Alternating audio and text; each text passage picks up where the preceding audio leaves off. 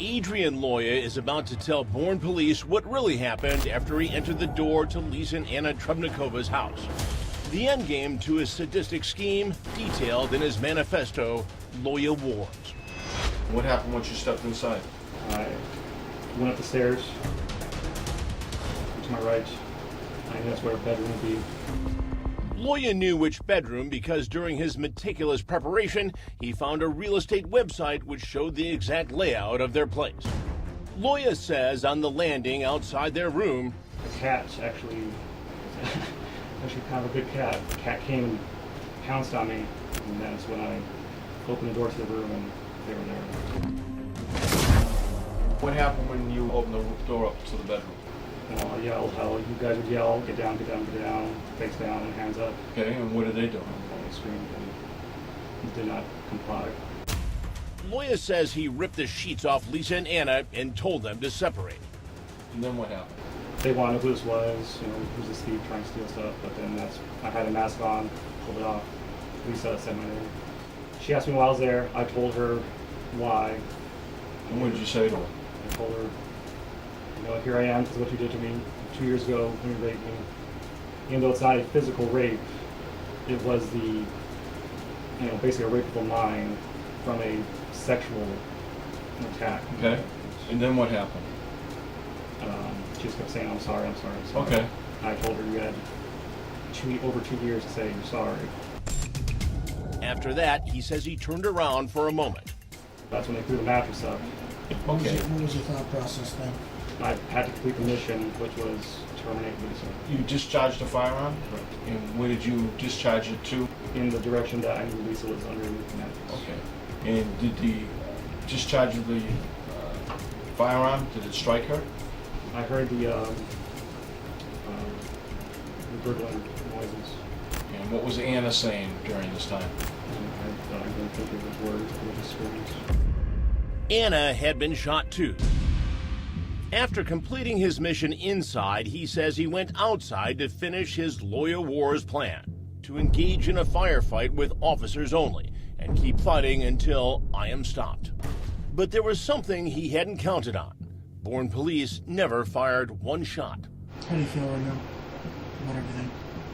I didn't see the immediate aftermath. I just know I took a life, but it was a life I wanted to take. Job's done. Adrian Loya is arrested and charged with 30 counts, including murder. Drew Segadelli agreed to represent him. In one of Segadelli's many meetings with his client, he learns tragically there was something that almost prevented that deadly day.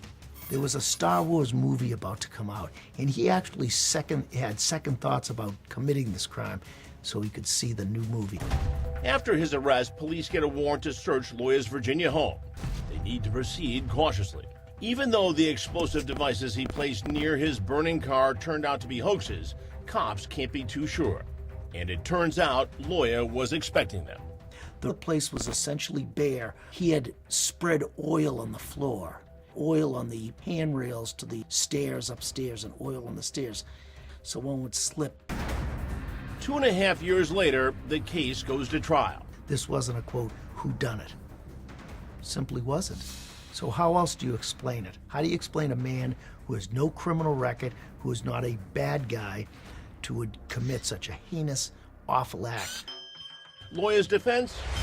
Not guilty by reason of mental defect. All of the mental health experts agreed that Loya suffered from some kind of mental health defect. They didn't agree on what defect, and they also didn't agree that the defect interfered with his ability to conform with the law. On day 6 of the trial, an emotional Anna Trubnikova takes the stand. She describes in detail the horror of being awakened by an armed intruder and the moment that madman revealed his identity. Because Lisa kept asking, who are you and what do you want? He did take the mask off. And did you recognize who it was at that point? I did, because she yelled out his name in shock. Who was it? It was Adrian Loya. What's the next thing that happened? He mostly spoke to her. He's like, see what you've done to me. You're making me do this. This is what I've become because of you. And she was asking, what did I do? Sorry. And he said, it's too late. Anna says Loya fired one shot, then Maybe seconds afterwards, there were more shots. I knew they weren't at me. I didn't feel it yet. The sound also went to my left. And at some point there were more shots, and then I finally felt getting shot myself. At some point the shot ceased. I figured we only have seconds to live. I turned to Lisa. I love you.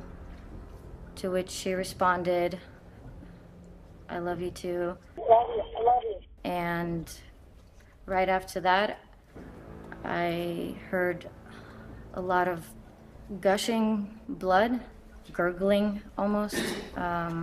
She started choking, exhaled, and for myself, knew that she was dead at that point. Then Anna says in the darkness she heard a voice. I was laying there after I figured she died, so I'm next. I heard a man saying 911, what's your emergency? I realized that at some point she must have dialed 911, and perhaps the phone was on the whole time.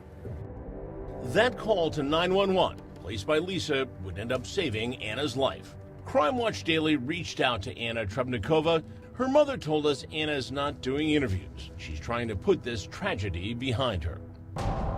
Just before the case goes to the jury, and while lawyers are having a sidebar with the judge, Adrian Loya does something shocking, and once again his actions are all caught on camera. He looked at the jurors and said, I am guilty. I was never so upset. I told him, do not sabotage this defense. The judge wasn't happy either.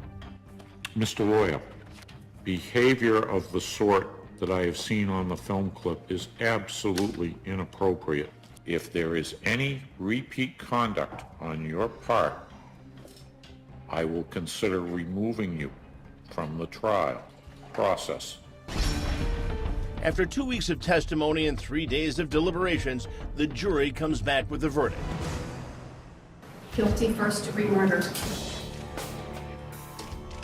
Adrian Loya was sentenced to life in prison without parole on the first-degree murder charge. He was also convicted on firearms charges, assault charges, burglary, and many others. Mr. Loya, what do you say to the victim's family? Very, very sorry. He knows what he did. He doesn't necessarily see it as criminal or bad. He was avenging the evil that was brought upon him, and that's how he justifies it in his mind. Many have been deeply affected by Adrian Loya's sick obsession and his barbaric acts that day. Carrie McDonald says her husband, Officer Jared McDonald's life is forever changed. I get a little emotional about it, so. He's had so much taken away from him. McDonald, who's now retired from the police department, still suffers from severe pain and nerve damage. He now has a service dog, Bullet, who helps him get around. And as McDonald struggles every day, a poignant moment he shared in the hospital with Lisa's devastated family will stay with him forever. A very sweet family, a very loving family. When Lisa's mom hugged me, I wasn't quite sure that she was going to let go. You could just feel her heart was broken. Loya plans to appeal his conviction, and if he's successful, it wouldn't be all good news for the convicted murderer. That's because this time around, prosecutors decide to try him in a military court, which means the death penalty would be on the table. I'm Chris Hansen. If you like this story, make sure you tune in every day to Crime Watch Daily. You can find where the show airs in your city at crimewatchdaily.com. Watch it live or record it on your DVR and watch it at night. And to all those criminals out there, remember, we are watching.